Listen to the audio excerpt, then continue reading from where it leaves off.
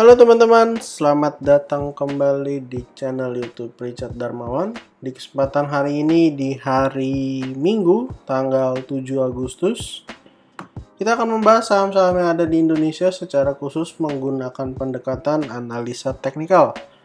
Pada kesempatan hari ini kita akan bahas kurang lebih ada 8 saham, di mana 4 saham dari sektor konstruksi dan 4 saham dari sektor properti. Untuk yang pertama kita akan bahas 4 saham dari sektor properti dulu. Yang pertama adalah CTRA. CTRA bisa kita lihat teman-teman bahwa hari perdagangan terakhir mengalami koreksi yaitu sebesar 0,54%. Sudah kurang lebih beberapa hari terakhir dari tanggal 2, 3, 4, dan 5.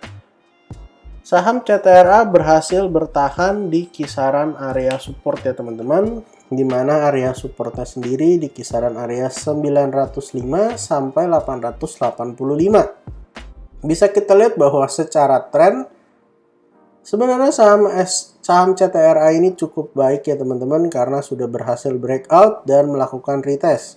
Apakah akan melanjutkan kenaikannya kembali? Untuk resisten terdekat kita bisa gunakan area high yang ada di sini di kisaran 955. Untuk area support bisa gunakan support 1 di 905 sampai 885 ataupun di area support 2 di kisaran 860 sampai 845. Saham CTRA sendiri sebenarnya membentuk sebuah pola kenaikan, yaitu inverted head and shoulders. Ini adalah leftnya, lalu yang di bawah sini adalah headnya, lalu ini adalah rightnya, dan posisinya saat ini sudah breakout dan melakukan retest. Untuk target kenaikan dari saham CTRA ini kita akan ukur dari area low yang ada di bawah, kisaran area 805 sampai area neckline 905, lalu kita copy paste. Jadi ada potensi untuk melanjutkan kenaikan ke arah 1000 ya teman-teman. Bisa kita tandain bahwa 1000 juga sebagai salah satu angka psikologis. Dan kalau saham CTRA bisa breakout dari 955, maka ada potensi saham CTRA akan membentuk inverted head and shoulders yang lebih besar. Jadi untuk teman-teman yang merasa saham CTRA menarik, silahkan diperhatikan area supportnya, baik support 1 ataupun support 2. Saham kedua yang akan kita bahas hari ini adalah saham BSDE, yaitu saham Bumi Serpong Damai. Pada perdagangan hari terakhir dilihat menguat 1,09%. Kalau kita lihat bahwa secara tren sebenarnya saham BSDE ini jelas masih downtrend ya teman-teman. Tetapi ada yang menarik bahwa di kisaran area support 880, saham BSDE ini berhasil mantul beberapa kali ya. Di sini ada satu kali, lalu di sini ada satu kali lagi. Sideways cukup lama. Lalu di sini ada satu kali, dan di sini juga ada pantulan lagi. Bahkan kalau kita lihat bahwa sepanjang April sampai dengan September ini atau Agustus ini, saham BSDE sebenarnya posisinya sideways ya teman-teman. Jadi kita bisa gunakan area low di 880 sebagai area support yang kuat untuk menahan penurunan dari BSDE. Dan untuk resistennya kita bisa gunakan area 945. Karena bisa kita lihat setiap kali mendekati area ini ada rejection, dan yang terakhir juga ada rejection yang cukup jelas kelihatan di tanggal 29 Juli. Jadi untuk teman-teman yang mau beli saham BSDE boleh beli di area low-nya atau di area supportnya di kisaran 880. Atau kalau yang mau buy on breakout bisa tunggu saham BSDE terkonfirmasi closing di atas dari area 945 ya teman-teman. Kalau teman-teman merasa BSDE menarik, silahkan diperhatikan ya teman-teman. Saham berikutnya yang akan kita bahas adalah SMRA. SMRA kalau kita lihat pada perdagangan terakhir tidak mengalami kenaikan dan penurunan. dengan close di area 620. Balik lagi, kalau secara tren sebenarnya jelas ya teman-teman bahwa saham SMRA ini sebenarnya adalah downtrend. Walaupun ada potensi untuk mengalami kenaikan lanjutan ataupun nge-breakout dari trend line yang terbentuk dari kurang lebih akhir 2021 sampai pada masa yang sekarang ini. Untuk area support terdekat dari saham SMRA adalah berada di kisaran area 605 sampai 590, dan untuk area support berikutnya di area 560 sampai 545. Kalau kita lihat secara sekilas, sebenarnya saham SMRA ini membentuk sebuah pola kenaikan yang cukup bagus, yaitu cup and handle. Ini adalah cupnya dengan area low di kisaran 535, dan ini adalah area handle-nya. Sudah berhasil breakout dengan volume bahkan melakukan retest. Untuk target kenaikan sendiri bisa coba kita ukur dari area low yang ada di bawah sampai area neckline. Lalu kita copy paste dan kita letakkan di area breakout-nya.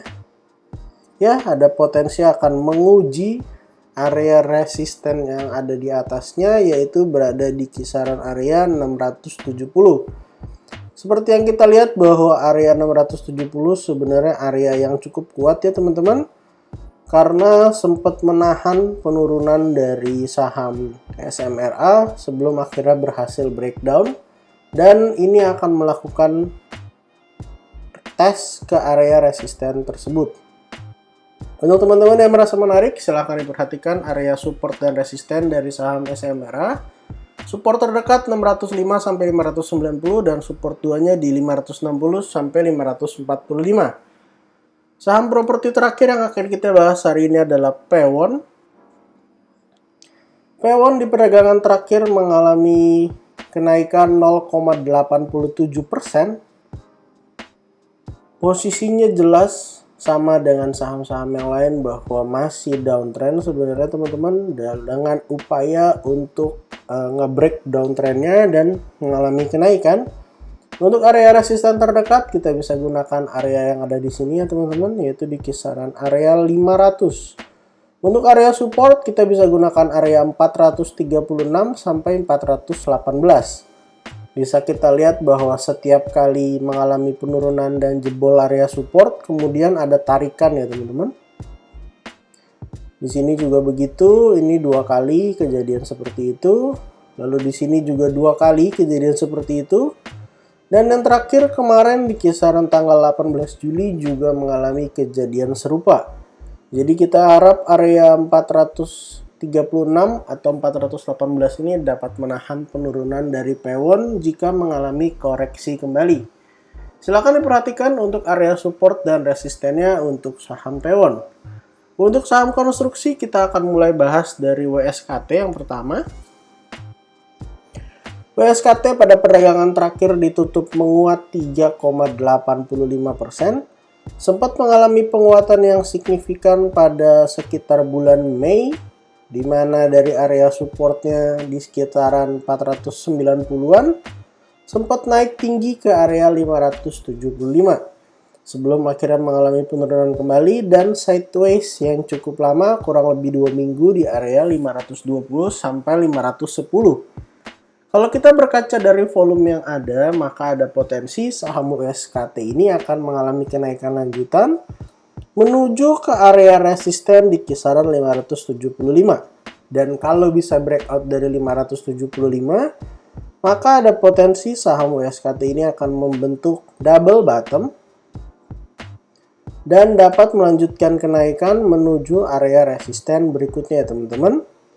Untuk targetnya akan kita gambarkan kalau bisa closing di atas dari area neckline di kisaran 575. Untuk area support silakan teman-teman perhatikan area support 1 di 520 sampai 510 ataupun area support 2 di 490 sampai 480. Satu hal yang menarik bahwa ketika mengalami kenaikan volumenya juga sudah mulai naik ya teman-teman.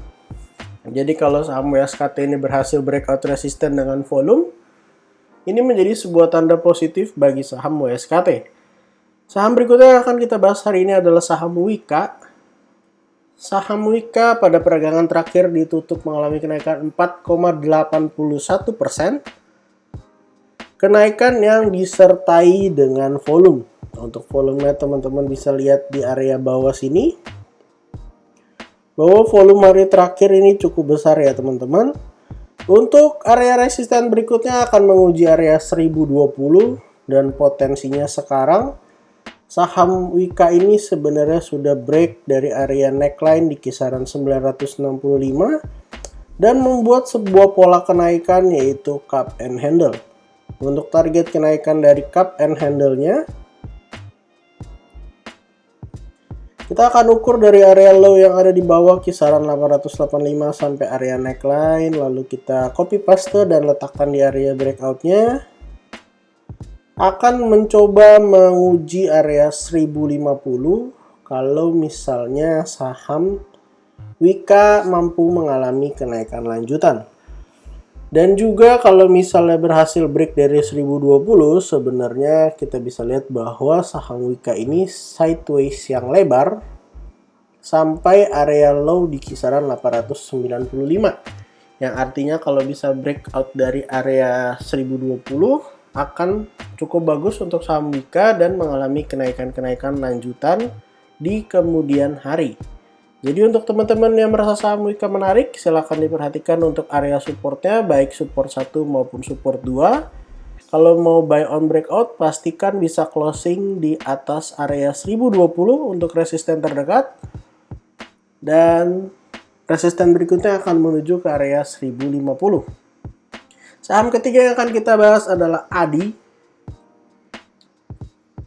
dari sektor konstruksi. Saham ADI ditutup mengalami kenaikan 4,03% dengan volume yang juga besar. Bisa kita lihat volumenya di sini. Kita akan delete dulu sebentar, lalu kita klik lagi.